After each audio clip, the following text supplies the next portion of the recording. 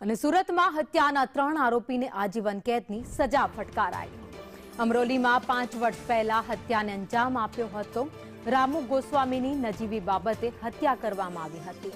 તો સુરત કોર્ટે 3 આરોપીને આજીવન કેદની સજા ફટકારી છે। તો સલમાન શેખ, સતીશ રાઠોડ, અલી શેખને સજા ફટકારાઈ।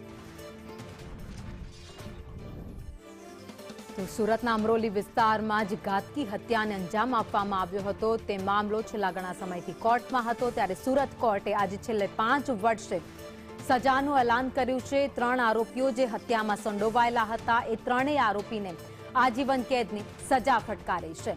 આ બનાવ 5 વર્ષ પહેલા બન્યો હતો। રામુ ગોસ્વામીની એક નજીવી બાબતે હત્યા કરી દેવામાં આવી હતી। હત્યા કરી લૂંટ ચલાવી આ ત્રણેય આરોપી ફરાર થઈ ગયા હતા।